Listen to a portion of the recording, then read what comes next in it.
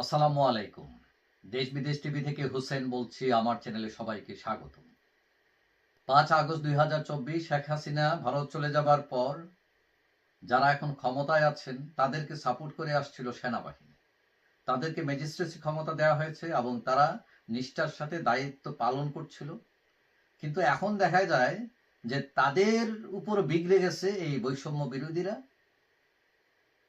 এই যে নাগরিকরা। ঘটনা কি? ঘটনা হচ্ছে যে নাগরিকদের নেতা হাসনাত আবদুল্লাহ, তাকে ডেকে নেওয়া হয়েছিল ক্যান্টনমেন্টে এবং সেখানে বলা হয়েছিল যে এই যে আওয়ামী লীগকে নতুনভাবে একটা স্পেস দিতে হবে শিরিন শারমিন, সাবের হোসেন চৌধুরী, তাপস এদের নেতৃত্বে। এবং তখনই তাদের মেজাজ খারাপ হয়ে যায়। এখন তারা অভিযোগ করছে যে সেনাবাহিনী রাজনীতিতে হস্তক্ষেপ করছে। এখন এই সব বক্তব্য দিয়ে রাজনীতিতে গরম হয়ে গেছে। সেনাবাহিনীর সমালোচনা কেউ কেউ করছেন, কেউ কেউ প্রশংসা করছেন।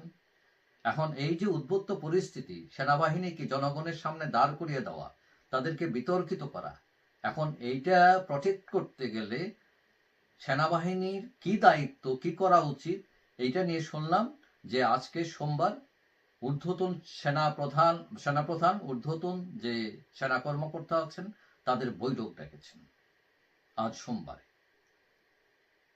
এখন এই বৈঠক কেন?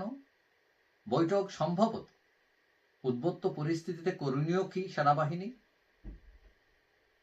এবং সেনাপ্রধান হয়তো সেখানে বক্তব্য রাখবেন, জেনারেল ওয়াকারুজ্জামান, এবং সেনাপ্রধান সেনাবাহিনীর স্বার্থ রক্ষা ও করণীয় নিয়ে তিনি তার চিন্তা হয়তো প্রকাশ করবেন। এবং এটা ছাড়াও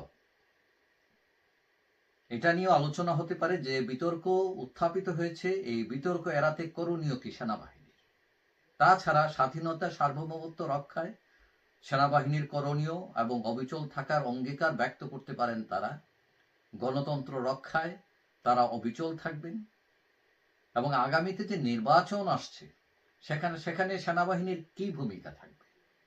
শোনা যাচ্ছে ইলেকশন ইঞ্জিনিয়ারিং করে নাগরিকরা জামাতরা মিলে ক্ষমতায় যাবার একটা চেষ্টা করতে পারে এবং সেখানে বিএনপিকে আউট করে দিতে পারে। এখন এই সব কিছু মিলিয়ে সেনাবাহিনী আমাদের দেশে এখনো মানুষের কাছে বিশ্বস্ত, এবং তাদের এই যে মানুষের প্রতি মানুষ যে তাদের বিশ্বাস করে, এইটাকে ধরে রাখার জন্য তাদের যে কি কর্তব্য সামনে, এগুলো নিয়েও আলোচনা এবং সিদ্ধান্ত হতে পারে। এখন কেউ কেউ বলছেন যে এই যে হঠাৎ করে সেনাপ্রধান ডাকলেন যে বৈঠক, ঊর্ধ্বতন কর্মকর্তাদের বৈঠক, সেই বৈঠকে হাসনাত, সার্জিস, তাদের যে ভূমিকা এবং তাদের যে স্টেটমেন্ট, এবং এই যে রাজনীতিতে একটা বিতর্ক তৈরি হয়েছে, এগুলো ব্যাপারে এটার সমাধান কি, বা তাদের বিরুদ্ধে কোনো পানিশমেন্ট আনার জন্য সরকারকে অনুরোধ করবে কিনা, এইসব ব্যাপারে আলোচনা হতে পারে। যাই হোক, আমরা যে সূত্রে বিশ্বস্ত সূত্রে খবর পেয়েছি, হয়তো আজকে মিটিং হবে এবং এই মিটিং হয়তো গোপনে হতে পারে, প্রকাশ্য হতে পারে।